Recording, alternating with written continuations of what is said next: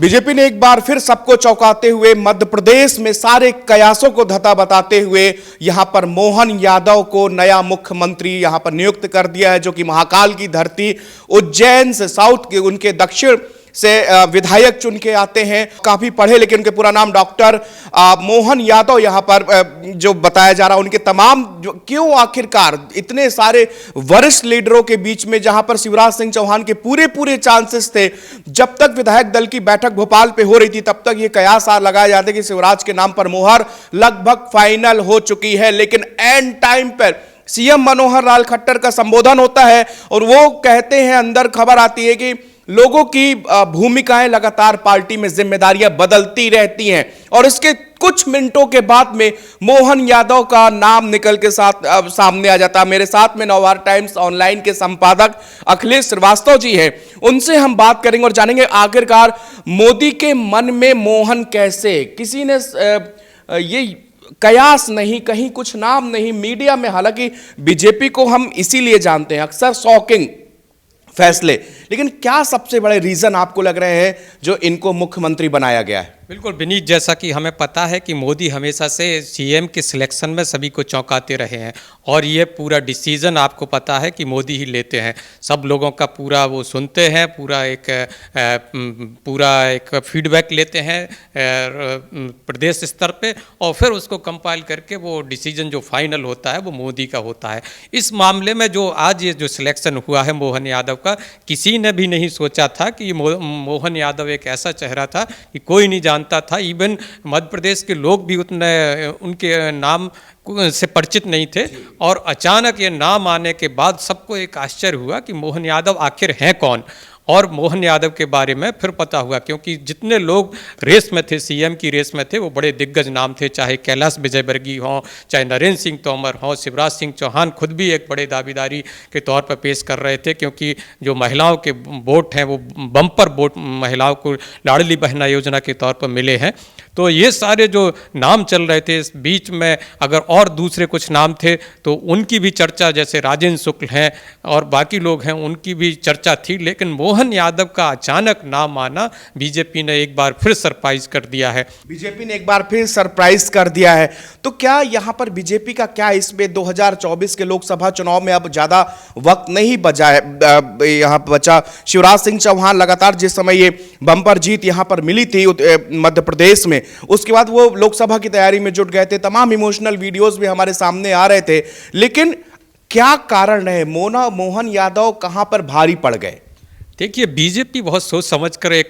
चाल चलती है और पूरे चुनावी मोड में हमेशा रहती है, ये हमें पहले भी पता है। और इस बहाने मोहन यादव के बहाने 2024 पे नज़र है। तो आपको देखना होगा कि 4-5 ऐसे बिंदु हैं जिनको ये सोचकर मोहन यादव को चुना गया है, जिसमें सबसे बड़ी एक बात है कि उनका जो बैकग्राउंड अगर देखा जाए तो बैकग्राउंड उनका संघ का है और एबीवीपी का है। ये दोनों उनके पक्ष में चीज़ें गई कि उनका एक वो पार्टी के एक समर्पित कार्यकर्ता और कैडर से आते हैं। तो सबसे बड़ी बात यह है कि एक संघ के, बीजेपी के, आरएसएस के एक समर्पित कार्यकर्ता हैं। नंबर 2 कि अब बीजेपी देख रही है कि एक जनरेशनल चेंज जो है उसको बीजेपी मध्य प्रदेश में चाहती थी, क्योंकि आरएसएस का जो मध्य प्रदेश है वो आरएसएस का बहुत पुराना गढ़ है। कुशाभाऊ ठाकरे के ज़माने से आप देखेंगे कि जो आरएसएस की जड़ें हैं वो मध्य प्रदेश से ही जमी हैं। तो मध्य प्रदेश और गुजरात, ये दोनों आरएसएस के एक मजबूत गढ़ है और बीजेपी चाहती है, आरएसएस चाहता है कि इधर पर अपने कैडर को और मजबूत किया जाए। तो नंबर 2 जो चीज़ें हैं कि एक जनरेशनल चेंज जो है उसमें ये मोहन बिल्कुल फिट बैठते हैं, क्योंकि ये युवा हैं, 57 साल के हैं अभी और ये एक लंबी पारी खेल सकते हैं। दूसरी चीज़ ये है कि ये ओबीसी से है, चूँकि शिवराज सिंह चौहान ओबीसी से आते हैं, तो ओबीसी से ओबीसी को रिप्लेस करना था ताकि पिछड़े वर्ग में एक ये संदेश ना जाए, क्योंकि एक बड़ा वोट बैंक था और शिवराज सिंह चौहान के नाम पे और करीब इससे पहले उमा भारती, बाबूलाल गौर भी यादव जाति से आते थे। तो इन 20 साल तक बीजेपी ने राज किया है, इसलिए ओबीसी से ओबीसी को रिप्लेस करना था, इसलिए मोहन यादव उसमें भी फिट बैठते थे जाति वोट बैंक में। और चौथी सबसे बड़ी बात यह है कि 2024 पर नज़र, मोदी जहां भी सीएम को अगर चुन रहे हैं या उसको बैठा रहे हैं तो उसके पीछे ये देखा देखा जा रहा है कि 2024 में रिकॉर्ड सीटें आए, खासकर उत्तर के राज्यों से जो सीटें हैं वो 29 की 29, मध्य प्रदेश में 29 लोकसभा की सीटें हैं और अभी 28 सीटों पर बीजेपी का कब्जा है। तो बीजेपी चाहती है कि बीजेपी सारी की सारी 29 सीटें जीत के आए, केवल एक छिंदवाड़ा को छोड़ दें, कमलनाथ की सीट को छोड़ दें तो 28 सीटें अभी बीजेपी के पास हैं। और जैसे शिवराज ने अभी कुछ दिन पहले कहा था, उन्होंने छिंदवाड़ा जाके कहा था कि वो मिशन 29 में जुट गए हैं, मतलब 2024 में वो पूरी की पूरी 29 सीटें लाने का वादा एक तरह से कर रहे थे और अपनी दावेदारी को मजबूत कर रहे थे। लेकिन उनकी दावेदारी को दरकिनार करते हुए मोहन यादव को चुना गया और इसके पीछे सबसे बड़ी रणनीति खासकर यादव को चुनना, जो इनका सरनेम है वो भी एक महत्वपूर्ण जाति का एक इंगित करता है, क्योंकि मध्य प्रदेश में उतना महत्वपूर्ण वोट बैंक नहीं है यादव का। लेकिन अगर देखेंगे कि आप पड़ोसी राज्य हैं जो उत्तर प्रदेश है और बिहार, तो दोनों को मिला के उत्तर प्रदेश में 80 लोकसभा की सीटें और बिहार में 40 लोकसभा की सीटें, मतलब दोनों को मिला के 120 सीटों पर नज़र यादव के बहाने, मोहन यादव के बहाने इन पर निशाना साधा गया है ताकि इन दो बड़े राज्यों में। और दूसरी तरफ अखिलेश यादव को भी एक संदेश दिया गया है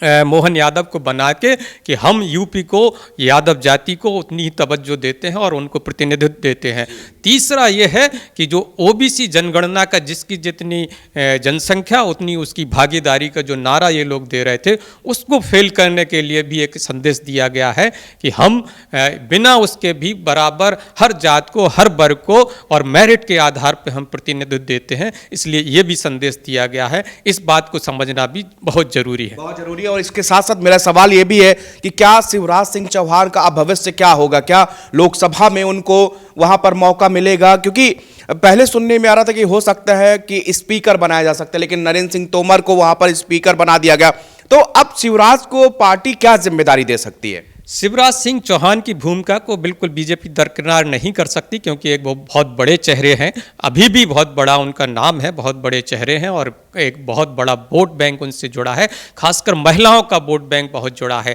इसलिए मध्य प्रदेश में खासकर पूरी की पूरी 29 सीटें जीतने के लिए शिवराज की भूमिका महत्वपूर्ण होगी। इसलिए शिवराज के लिए जरूर न कोई भूमिका केंद्र स्तर पर मोदी जी ने जरूर सोच के रखी होगी। आप ये देखेंगे कि या तो नरेंद्र सिंह तोमर को चूंकि स्पीकर बना दिया गया है, तो केंद्रीय कृषि मंत्री की जो एक सीट है केंद्रीय मंत्रालय में, वो भी खाली हुई है कैबिनेट में, केंद्रीय कैबिनेट में। तो शिवराज सिंह चौहान को दिल्ली भेजा जा सकता है और उन्हें कृषि मंत्री बनाया जा सकता है, क्योंकि शिवराज सिंह चौहान किसान, उनका बैकग्राउंड भी किसानी, खेती किसानी का है और बड़े अच्छे किसान भी रहे हैं और उनको काफ़ी अच्छा अनुभव है। इसलिए किसानों के हित में उनका लाभ मोदी सरकार ले सकती है। तो एक भूमिका ये भी हो सकती है। दूसरा, या तो संगठन में कोई बड़ी जिम्मेदारी दी जा सकती है, संगठन में उनको बड़ा पद दिया जा सकता है और किसी खास बड़े राज्य की जहाँ ऐसी भूमिका हो सकती है रणनीति बनाने में, जहाँ टफ बहुत फाइट हो, जैसे पश्चिम बंगाल में कैलाश विजयवर्गीय को भेजा गया था। इसी तरह की कोई भूमिका शिवराज के लिए भी कोई चुनौतीपूर्ण भूमिका सोची जा सकती है, और ये महत्वपूर्ण बातें, चूंकि मोहन यादव को नाम नहीं सुना था कहीं, लेकिन अब सबसे ज्यादा लोग इंटरनेट पर सर्च कर रहे हैं आखिरकार मोहन यादव के साथ में वो कौन सी चीजें जुड़ी थी जो पीएम मोदी तक उनको नाम उनका वेरीफाई किया गया। क्योंकि आप जानते, ये चाहे कोई भी इलेक्शन हो, किसी भी तरह का आला कमान फैसला लेता है और सीएम का चुनाव जिस तरह हुआ किसी को नहीं पता था। और मोहन यादव के परिवार वालों से जब मीडिया वाले मुखातिब हुए तो उन्होंने कहा कि हमको कहीं से भी यकीन नहीं था, ना कोई सूचना मिली थी। आज वो विधायक दल की बैठक में जब गए थे तब हम लोग मतलब हमें उम्मीद थी, लेकिन किसी तरह की कोई खबर नहीं, कुछ नहीं। मतलब बीजेपी के पूरा आज जो ये कार्यक्रम चला, इतने दिन से सिर्फ कयासबाजी में दर्जनों नाम गिना दिए गए, लेकिन उन सभी नामों में मोहन यादव का कहीं जिक्र नहीं हुआ। अखिलेश जी ने अभी आपको बताया कि वो क्या फैक्टर रहे जो आज एक्स फैक्टर साबित हो गए और आज जो है शिवराज के ऊपर मोहन यादव का नाम आके मुख्यमंत्री को, मध्य प्रदेश को एक मोहन यादव के रूप में नया मुख्यमंत्री यहां पर मिलता हुआ नजर आया।